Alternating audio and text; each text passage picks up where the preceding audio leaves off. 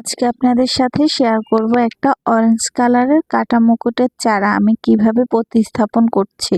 Hello everyone, আসসালামু আলাইকুম। আপনারা সবাই কেমন আছেন? আশা করছি সবাই অনেক অনেক অনেক ভালো আছেন। আর এই যে চারাটা প্রতিস্থাপনের জন্য আমি এখানে নিয়ে নিয়েছি জৈব সার, আর এগুলো হচ্ছে হাড়ের গুঁড়ো, শিংকুচি, তারপর হচ্ছে নিম খোলার। এখন যেগুলো দেখাচ্ছি এখানে হচ্ছে কলার খোসা, ডিমের খোসা, চা পাতা একসাথে গুঁড়ো করা, আর এগুলো হচ্ছে মোটা বালি, আর এটা হচ্ছে বাগানের মাটি। এগুলোকে ভালো করে একসাথে মিক্স করে নেব।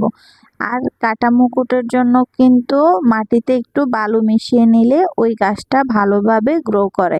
এরপরে আমি এখন এই টবটার মধ্যে লাগাবো। নিচে ছিদ্রর উপরে একটু মোটা কাগজ বিছিয়ে দিয়েছি, আর উপরে মাটিগুলো দিয়ে দিয়েছি। আর ওই ছোট টবটা থেকে বড় চারাটা উঠিয়ে এখন আমি বড় টবে লাগিয়ে দিয়েছি। দেওয়া হয়ে গেলে এখানে আমি দিয়ে দেব একটুখানি অ্যাপসাম সল্ট। কোনো গাছ লাগানোর শেষে এইভাবে একটু অ্যাপসাম সল্ট ছিটিয়ে দিলে গাছের জন্য অনেক ভালো হয়।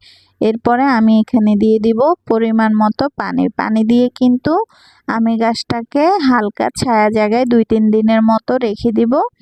এরপরে রৌদ্র থাকে সারাক্ষণ এমন একটা জায়গায় এই কাটা মুকুট গাছটা রাখলে প্রচুর পরিমাণে ফুল দেয়, আর গাছটা অনেক সুন্দর এবং হেলদি থাকে।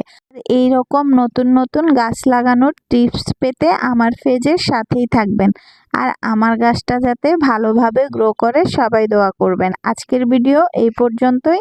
সবাই ভালো থাকবেন, নিজের খেয়াল রাখবেন। আল্লাহ হাফেজ।